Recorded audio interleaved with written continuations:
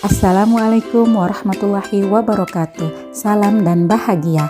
Saya Dian Rosdiana Badare, calon guru penggerak Angkatan 8 Kabupaten Sumba Barat. Pada kesempatan ini saya akan memaparkan kesimpulan dan refleksi pemikiran Ki Hajar Dewantara pada modul 1.1 koneksi antar materi. Setelah mempelajari modul 1.1, saya menyimpulkan beberapa hal, diantaranya sebagai berikut.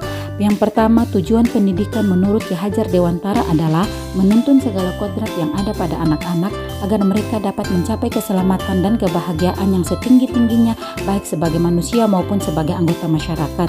Pendidikan sejatinya menuntun, membimbing, dan mengarahkan anak sehingga harus memperhatikan kodrat anak, yakni kodrat alam dan kodrat zaman.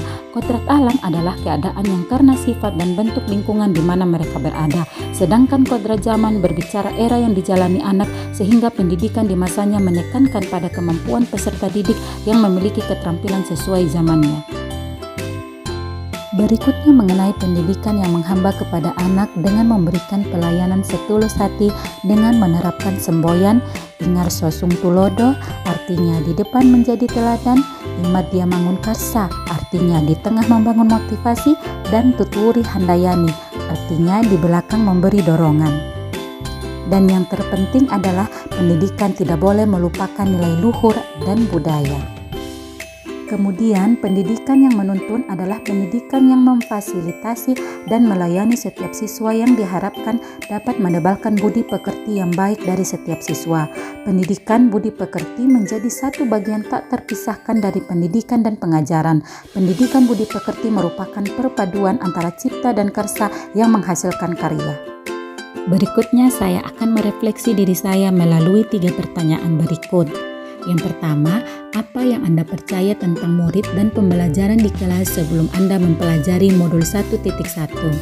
Saya percaya bahwa murid adalah kertas kosong sehingga saya bisa mewarnai sesuai kehendak saya.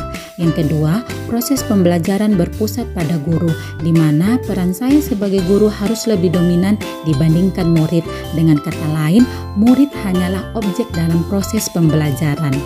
Yang ketiga, aspek kognitif menjadi barometer utama dalam kesuksesan kegiatan belajar mengajar.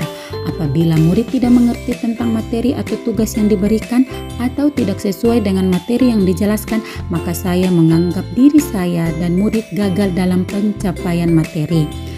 Selanjutnya, fokus pada penyampaian materi tanpa memahami karakteristik murid, sehingga pembelajaran dilaksanakan secara monoton. Dan berikutnya, diam dan tertib adalah indikasi pembelajaran yang terstruktur. Pertanyaan kedua, apa yang berubah dari pemikiran dan perilaku Anda setelah mempelajari modul ini?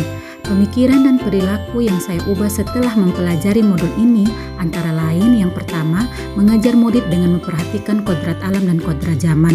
Yang kedua, menerapkan pembelajaran yang berpihak kepada murid. Yang ketiga, menciptakan pembelajaran yang menyeluruh, menyenangkan, dan inovatif. Berikut, memahami dan menghargai setiap karakteristik murid.